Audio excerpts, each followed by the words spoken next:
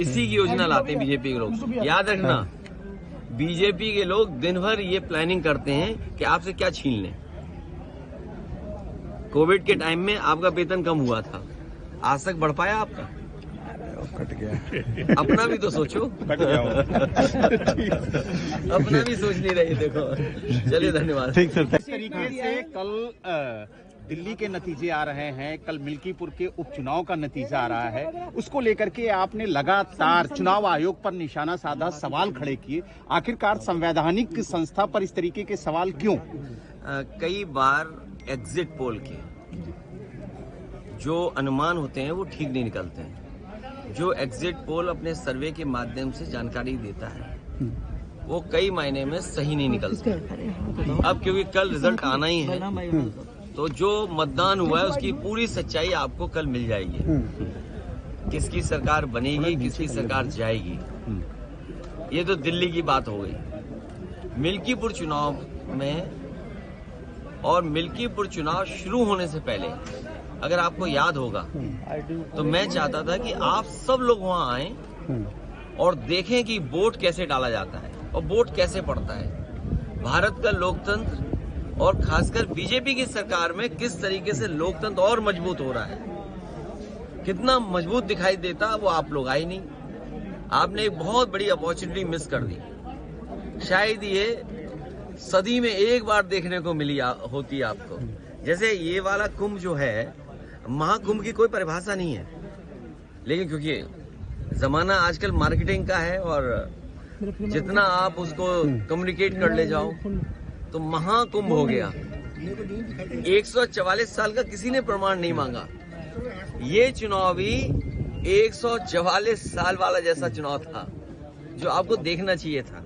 सोचिए आप, बगल के जिले जो हैं वहां से भारतीय जनता पार्टी ने अपने कार्यकर्ता बुलवाए। अंबेडकर नगर से कार्यकर्ता है, अब तो हम लोगों को उनके गांव पता लग गए हैं क्योंकि पकड़े गए थे कुछ लोग। बगल के जिले से अमेठी से लोग आए थे, सुल्तानपुर से लोग आए थे, रायबरेली से लोग आए थे और गाड़ियों के नंबर हैं। अगर आप चाहोगे तो मैं अपने पार्टी के पेज पे कुछ गाड़ियों के नंबर आपको दे दूंगा, डाल दूंगा। प्रिसाइडिंग ऑफिसरों की आपको वो रिकॉर्डिंग मिल गई होगी जहां पर प्रिसाइडिंग ऑफिसरों से पूछा कि भाई टारगेट पूरा है कि नहीं है और किस टारगेट में आप हैं, आपको 30 वोट डलवाना है फर्जी या 50 वोट डलवाना है या उससे ऊपर, वो भी रिकॉर्डिंग आपको हम लोगों ने जानकारी कर दे दी।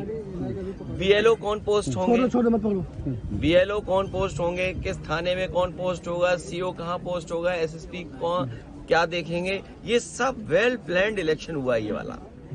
ये आपने 144 साल वाला जिस तरीके से कुंभ था उस तरह दुनिया का सबसे अच्छा चुनाव आपने मिस कर दिया। ये अपॉर्चुनिटी प्रेस को मिस नहीं करनी चाहिए थी। लेकिन अगर चुनाव बात की जाए तो जिस तरीके से अमानवीय व्यवहार भारतीय नागरिकों के साथ अमेरिका ने किया, उसको लेकर के कल आप लोगों ने संसद में प्रोटेस्ट भी किया। क्या जिस तरीके से आप लोग आवाज उठा रहे हैं ये आगे भी देखने को मिलेगा सदन के अंदर? भारतीय जनता पार्टी की कुछ चीजों की तो पोल खुल गई। भैया एक बार सवाल पूछ, और पोल इसलिए खुल गई कि हमने और आपने वो डंका बजते हुए देखा था। जी, बड़े बड़े इवेंट देखे थे हम लोगों ने, और ये भारतीय जनता पार्टी वाले लोग कोई दिन नहीं चूकता था जिस दिन ये नहीं कहते थे कि दुनिया में हम कहां पहुंच गए हैं, हम कुछ बन गए हैं, विश्व गुरु बन गए हैं। सोचिए आप, जो लोग दिन भर ये कहने से नहीं चूकते थे कि विश्व गुरु बनने जा रहे हैं, अर्थव्यवस्था उनकी तीसरे नंबर पे पहुंच रही है, वो आजकल कैसे चुप घूम रहे हैं, मौन हो गए हैं। जो विश्व कहने वाले लोग मौन घूम रहे हैं। और जिस तरीके से लोग लौट करके आए हैं, ये कह देना कि पहले भी ऐसे लोग लौटे थे, लेकिन पहले हमारी अर्थव्यवस्था इस जगह नहीं थी, इतना हम अर्थव्यवस्था का डंका नहीं पीटते थे। और कैसे लोग आए हैं जिन्हें शौचालय नहीं जाने दिया, बाथरूम नहीं जाने दिया।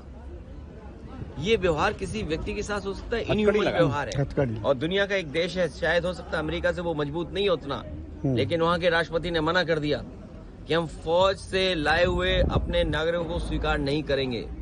और अंततः अमेरिका को स्वीकार करना पड़ा। क्या भारत इतना कमजोर हो गया है? क्या हमारा हिंदुस्तान इतना कमजोर है जब हम हिंदुस्तान का इतना बड़ा बाजार दे रहे हैं अमेरिका को? आप सोचिए, नोएडा में न जाने कितना बाजार हमने उनके हाथ में दे दिया होगा। हम कहते हैं हमारे लोग इलीगल पहुंच गए वहां पे, इलीगल इमिग्रेशन हो गया। तो किसकी नाकामी है? ये सरकार की नाकामी है जो क्वालिटी ऑफ लाइफ या उनको बेटर अपॉर्चुनिटी नहीं दे पा रहे। अगर उन्हें बेटर अपॉर्चुनिटी यहाँ मिल रही होती, क्वालिटी ऑफ लाइफ बेटर यहाँ होती, तो शायद वो 50 लाख और 1 करोड़ रुपए दे करके नहीं जाते। पंजाब के तो चलो 50 लाख रुपए की सुनने में आ रहा है दे करके गए हैं, लेकिन गुजरात वाले तो 1 करोड़ रुपए दे के गए हैं। कम से कम सरकार को जो पैसा दे करके गए हैं उनके सरकार को पैसे वापस कराने चाहिए। और जिस उम्मीद के साथ वो लोग गए थे, घर परिवार के लोग, वही नहीं, भारत के और भी लोग हैं जो अपनी क्वालिटी ऑफ लाइफ बेटर जीना चाहते हैं, जॉब चाहते हैं, नौकरियां चाहते हैं, अपने परिवार की सिक्योरिटी चाहते हैं, अपने परिवार की प्रॉस्पेरिटी चाहते हैं। उनको सरकार मौका दे। अगर मौका नहीं देती है तो ये जो अर्थव्यवस्था में आप दिखा रहे हो ना कि हम किस ऊंचाई पे पहुंच रहे हैं, आप कुछ लोगों को ऊंचाई पे पहुंचा रहे हो, आम लोगों को उस ऊंचाई तक नहीं ले जा रहे। एग्जिट पोल के बाद टीएमसी ने सवाल खड़े किए नेतृत्व पे, आप क्या कहना चाहेंगे? इंडिया गठबंधन को लेकर के भी इंडिया सवाल गठबंधन किए। के नेतृत्व पे सवाल खड़ा किया है। अभी कोई बड़ा सवाल नहीं पूछना है, ये हमारा इंडिया का अंदर का मामला है, ये हम लोग सुलझाते रहेंगे। Thank you sir, thank you. क्या चीज? 27 में पीडीए चलेगा और पीडीए के लोग देख रहे हैं कि उनका वोट कैसे छीना जा रहा है, वो कैसे अपमानित हो रहे हैं।